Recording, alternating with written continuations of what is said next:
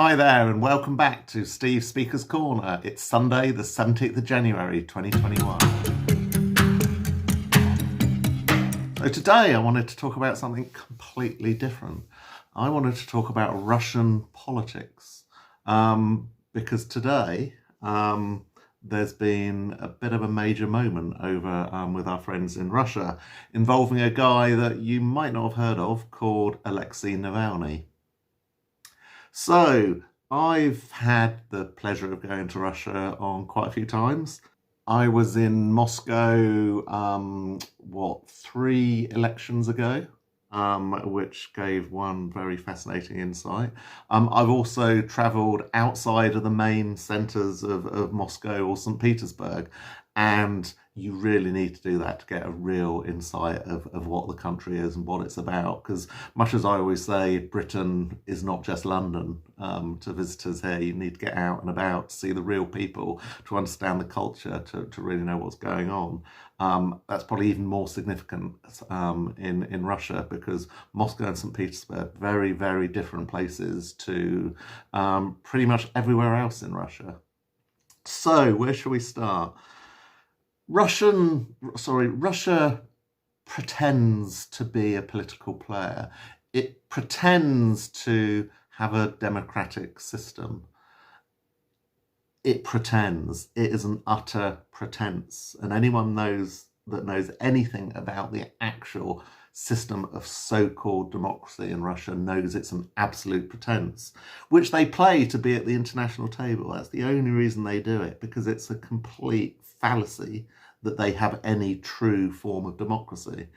Putin utterly controls the process of democracy and the system of democracy. Putin decides who can stand and who can't stand in elections. Putin controls all of the mainstream media in Russia. I know sometimes people criticise the mainstream media in Britain, believing that it's in the hands or in the pockets of a few people. Well, literally, that is the case in Russia. If you do not produce a Putin supporting narrative, you do not get on the mainstream channels. You do not get on the domestic channels, on the whether it's satellite or whether it's cable channel networks. You do not get onto the networks. When I was in Moscow 3 elections ago, Moscow was full of billboards of Putin everywhere. We went to what I thought was a pop concert in Moscow, in Red Square. It wasn't a pop concert. It was put on solely to support Putin and his power, and his party. The opposition, if you can call them an opposition, are a Putin-friendly ruse an opposition. A, they can't stand unless Putin gives them approval. B, they don't get any coverage unless they're, unless they're not, they only get coverage if they play a role that is largely Putin friendly and does not directly challenge him. And often the opposition that are standing are a complete and utter joke, and that's what they're meant and intended to be. So Putin utterly controls the so-called process of democracy. But one man, Alexei Navalny, has come close and is trying to come close to challenge that. He has been a thorn in Putin's side. He has fought and worked to show the corruption that is throughout the Russian state. He runs an organization, an anti-corruption organization. He has sought to stand for election, but every twist and turn, Putin is throwing barriers up in front of him, which in recent times you might have heard that included him being poisoned. So he was traveling, Alexei was traveling on an internal flight from Siberia back towards Moscow, and was poisoned. He was actually taken to Germany to save his life. He arrived in Germany and was in a coma. And surprise, surprise, the poison of choice currently for Russia was novichok. So Navalny was poisoned with novichok.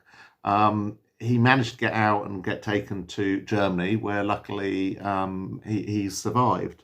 But he's a patriot. He always made it known that he wanted to return to Russia, and he did that today.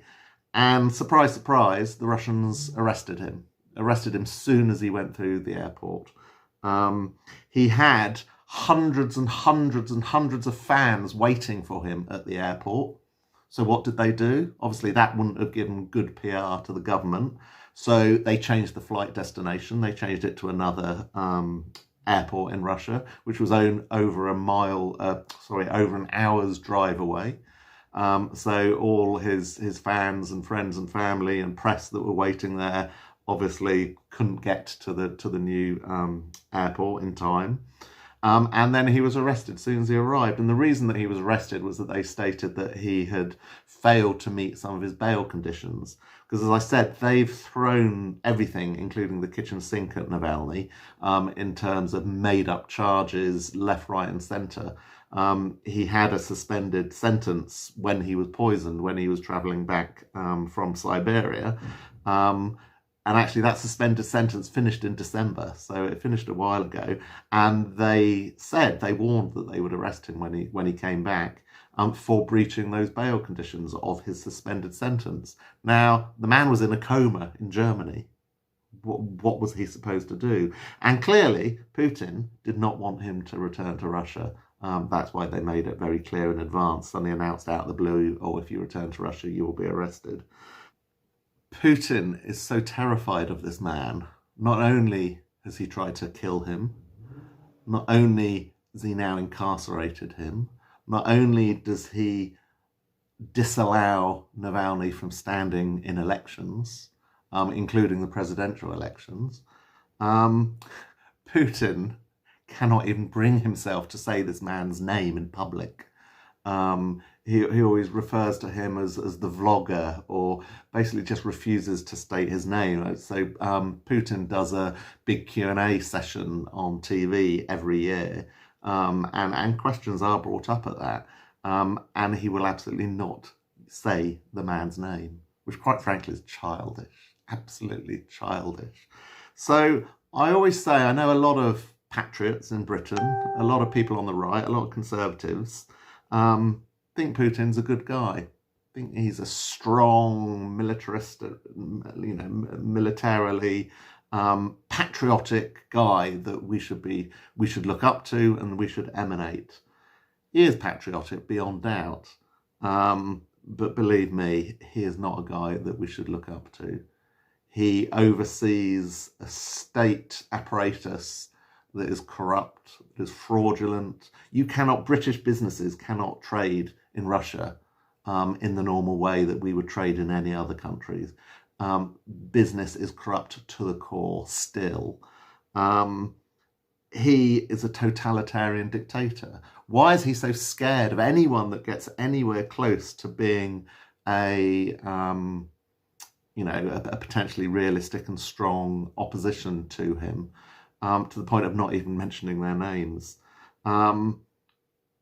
Anyone that challenges his power and control is dealt with very, very swiftly. We know there's lists of journalists, there are lists of opposition who have been killed at the hands of Putin. Let's not be ridiculous. When someone is killed on the streets of London with deadly radioactive material called polonium, when someone is killed on the streets of Salisbury with a deadly nerve agent from Russia, developed, produced, made from Russia, let's not deny the reality that that is the Russian state. The FSB, which is the new name of the KGB, has more investment in it now than it ever had under Soviet times. There is more economic espionage and attempts at espionage going on now than we've ever known. But this is the Russian state. I just want to end on saying the Russian people are a great, great nation of people. They are loving, they are warm, and they've been through very, very difficult, hard times throughout much of their history. They deserve someone better than Putin. someone like Navalny, he is patriotic to the core. That's why he's gone back to Russia today, even knowing that he's probably going to be incarcerated again and thrown into jail again. He's a patriot. He stands for the Russian people. He wants to provide a better future for the Russian people.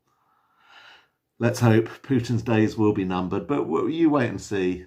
There will be a coronation of Putin Mark II. They will not leave anything to a normal process of democracy and freedom, where the Russian people have free access to information and free choice of who they want to be their leader of their great nation moving forward.